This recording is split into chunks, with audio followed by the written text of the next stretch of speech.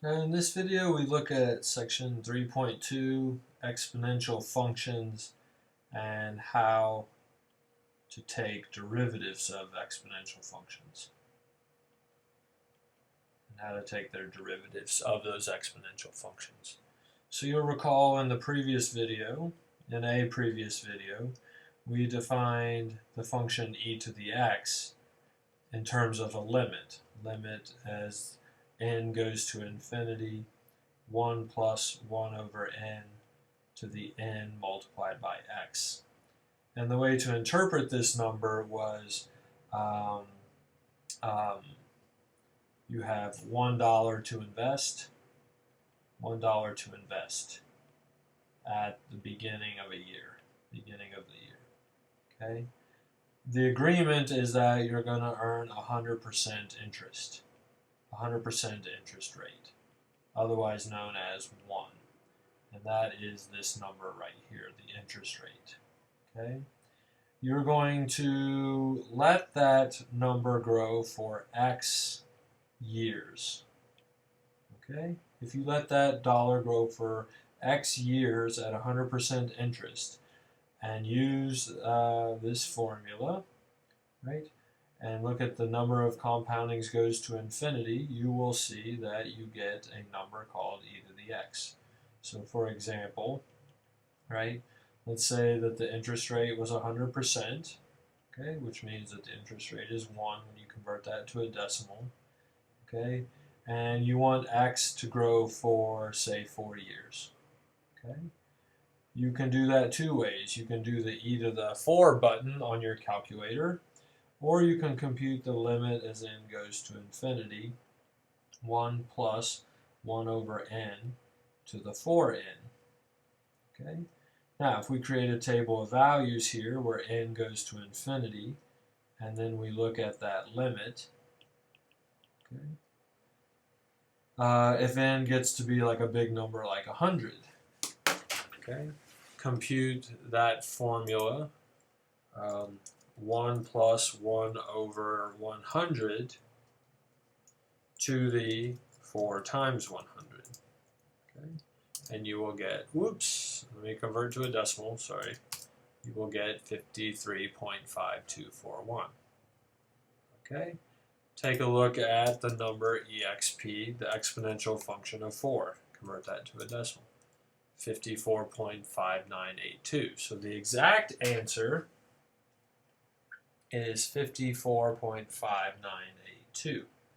But if you take the number n equal to 100 and put that into for the value n here in this formula, you get 53.5241.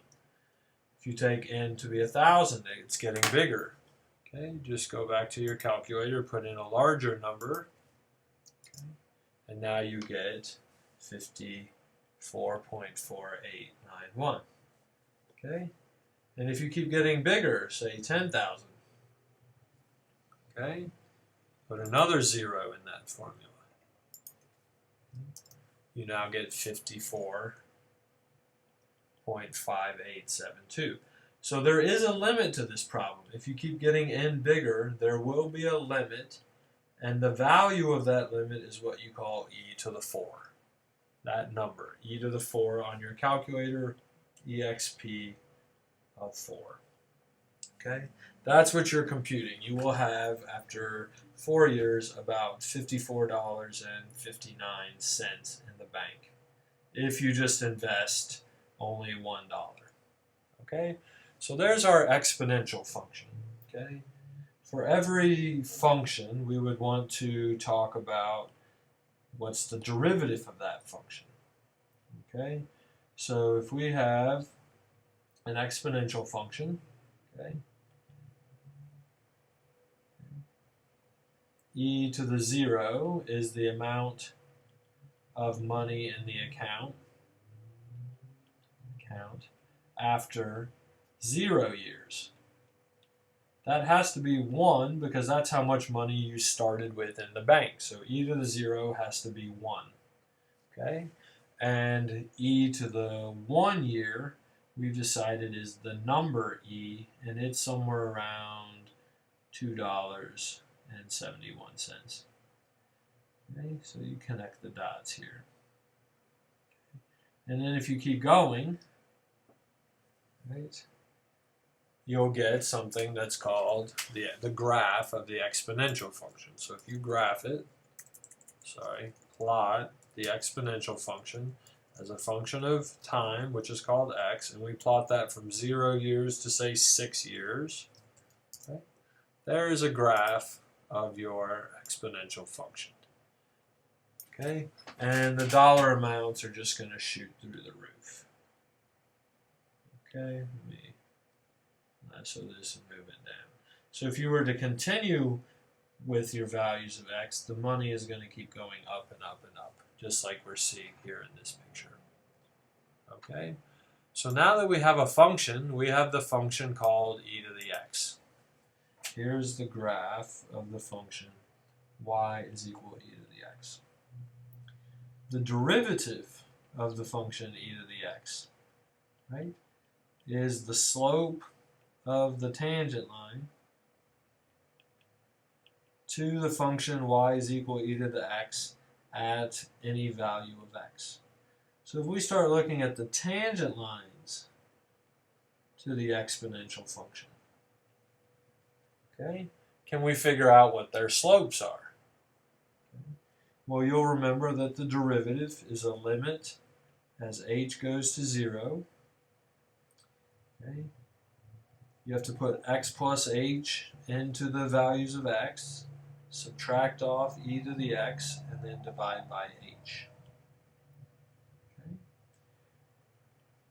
You can do a little bit of pre-calc or algebra on this problem. E to the x plus h is the same thing as e to the x multiplied by e to the h, because they have the same base. E was the number, $2.71, so you have the same number, they have the same base, so you can add the exponents, add these to get x plus h. So you can now reverse that process. You then factor out the e to the x, and you're left with e to the h minus 1 divided by h. Okay. And we have a limit that is h changing, and this is an e to the x, and it doesn't have any h's in it, so it's a constant and can come out in front of the limit. That's one of our key limit properties. Okay. Now the question is, how do we approach this limit right here? Okay. Well, the best shot we have is of computing this with a table of values. Okay, so here I'm going to make a function. It's a function of h. Okay, h is what's changing. I'll call it exp of h minus 1, and then I'll divide by h. So here's my function that we'd like to look at the limit of. Okay. Now, we know that we're looking at the limit as h goes to 0, so what we're thinking about is putting in small numbers. How about 0.1? Okay. Put in an even smaller number, f of 0.01. Put in an even smaller number, 0.001. And while we're at it, why don't we just put something even smaller, 0.0001, right? We have to agree that those are really small values for h. Okay, and we are putting those values into the function to try to see what happens to the limit. Okay, and you can see that as h gets closer and closer to 0, the h value gets closer to 0, the y values seem to be getting closer and closer to 1.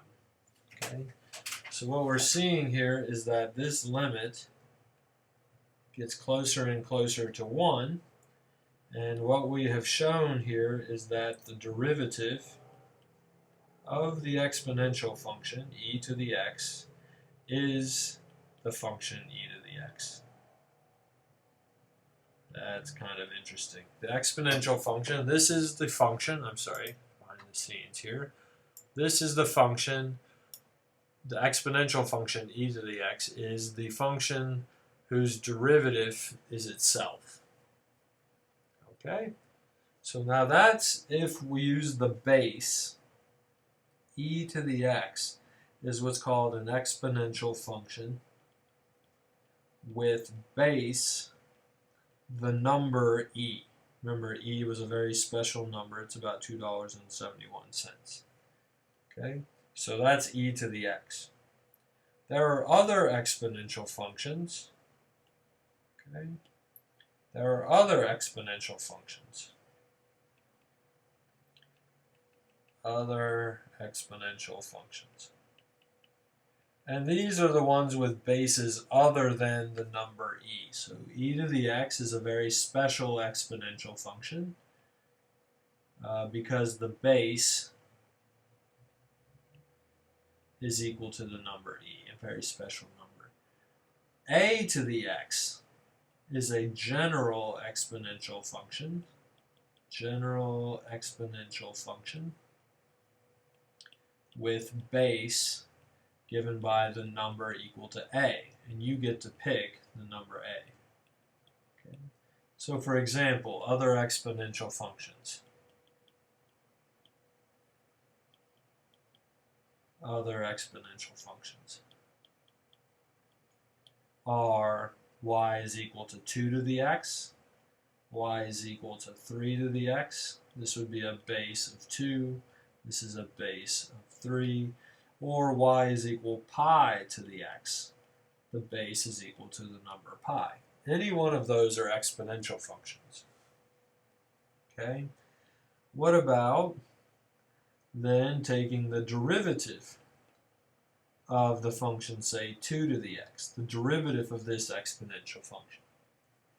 Well, you would have to compute a limit. Limit as h goes to 0. 2 to the x plus h minus 2 to the x divided by h. Do the same process we did before. Limit as h goes to 0. 2 to the x plus h is the same thing as 2 to the x times 2 to the h. Okay. You can factor out the 2 to the x and bring it out in front of the limit. And then we get this interesting limit that we have to figure out. 2 to the h minus 1 over h. Okay? What happens to that limit? Okay. So I'm going to come back here to my numerical exploration. I'll put 2 to the h power minus 1. And now here are the numbers as h gets closer and closer to 0 for this function 2 to the h minus 1 over h. So this term right here, trying to see what happens as h gets smaller and smaller. Okay? And we're getting close to the number 0.693147. Well, that's not an integer, so maybe we should go even smaller, 0.00000. Lots more zeros. Okay? And it didn't help. Perhaps this limit is not actually an integer. This could be the limit, 0.692 with some more numbers after it. Okay, let me keep going. Function 0. And let's add some more zeros.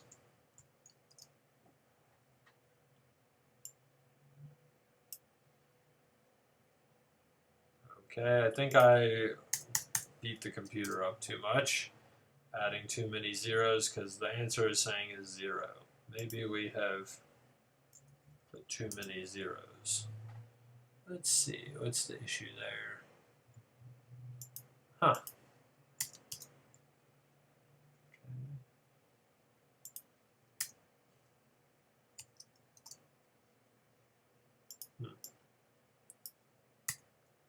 Maybe it's having, I'll add some more zeros to this function. Huh, that's curious. Well, maybe the computer is not the answer to everything. It looks like it's having some trouble adding more zeros. Right there, too many zeros. Okay. So, looks like our answer is somewhere around 0.693147. Okay. I'll spare you the details here. The logarithm the natural logarithm of the number 2. That is what the limit is going to come out to be. And you wouldn't know this until you were probably given some information about it. Log of 2 is how I write natural logarithm of 2 on this calculator. And you can see there, natural log of 2, or ln of 2, is 0.693147. Okay? What that says here is that this limit right here is a number. There is a limit, and it's the natural logarithm of 2. So therefore, the derivative of 2 to the x is equal to 2 to the x multiplied by the logarithm of 2. And in fact, that'll lead you to a general answer that the derivative with respect to x of any exponential function a to the x will be a to the x times the logarithm of the base a. Okay? So there we are, the limit definition of the derivative, and we have to do a numerical exploration to figure out how to tackle this particular limit. Okay? So let's look to see how we're going to use these two results. So we have some major results now. That the derivative of the exponential function is e to the x. This is a very special exponential function. Or the derivative with respect to x of any exponential function, a to the x, is a to the x times the natural logarithm of a. And if, for example, a comes out to be the special number, then the derivative of e to the x is e to the x times the natural logarithm of e. And the natural logarithm of e is equal to 1. So that's how these two results are consistent with each other. Okay? And so, for example, we could do this problem right here, number 8. Okay? You've been given z is equal to some function of x. That specific function of x is the number logarithm of 4 times e to the x. What then is the derivative of z with respect to x, or the derivative of this function with respect to x? Okay. Well, it would be the derivative of the logarithm of 4 times e to the x. But logarithm of 4 is just a number, so the logarithm comes out in front of the derivative. And you're left with just logarithm of 4 times the derivative of e to the x. The derivative of e to the x is e to the x, using the result above. So the derivative of this function z with respect to x is just the logarithm of 4 times e to the x. Okay. One other problem we could look at, number 10. Okay. You may have to do multiple rules in the same derivative problem, 2 over x cubed. Okay. The important thing to notice here is that this function y is an exponential function and a power function all in the same problem. So if we're going to rewrite this problem, the exponential function is 2 to the x, and the power function is 2x to the negative 3. So power functions and exponential functions are different from each other. Notice that in an exponential function, the variable is in the exponent. So when you're looking at an exponential function, the variable is in the exponent. But if you're looking at this term right here, this is a power function because the variable is in the base of the function. Okay? You have a variable to a number. In an exponential function, you have a number to a variable. Okay? And you then treat those, because they're different functions, you have to treat them differently. The derivative of 2 to the x plus 2x to the negative 3, you can take the derivative of each of these functions separately and add their results together. It's a property of the derivative. The derivative of the first function here is an exponential function, and we know the rules for how to compute that derivative. It's going to be 2 to the x times the natural logarithm of 2.